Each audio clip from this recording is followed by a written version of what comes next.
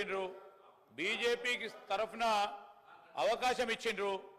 మా సహచర మంత్రివర్గ సోదరులు ఏమన్నారు అధ్యక్ష, మీరు సహకరించాలి, మీ ధర్మం అది, ఇది ఒట్టిగానే కాదు.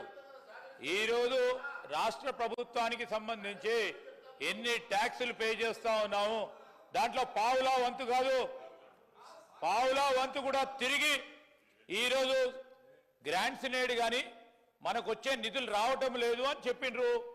దానికి రెసిస్టెన్స్ ఎందుకు అధ్యక్ష, చెప్పమంటారా? మొత్తం ఈరోజు 2014 నుంచి ఇప్పటివరకు 2023-24 వరకు కేంద్ర ప్రభుత్వం నుంచి వచ్చింది చెప్పమంటారా? ఇప్పుడు ఒక గంట సేపు చెప్పమంటారా? ఏందండి మీరు పట్టుకునే చర్చ హైడ్రా మీద జరుగుతూ ఉంటే? సార్ మీకు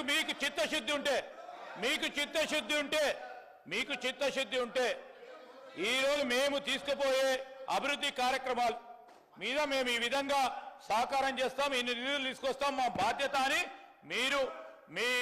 మీకు సంబంధించిన 2 మంత్రులు ఉన్నారు, మన రాష్ట్రానికి సంబంధించి ఇంకో 6 పార్లమెంట్ సభ్యులు ఉన్నారు.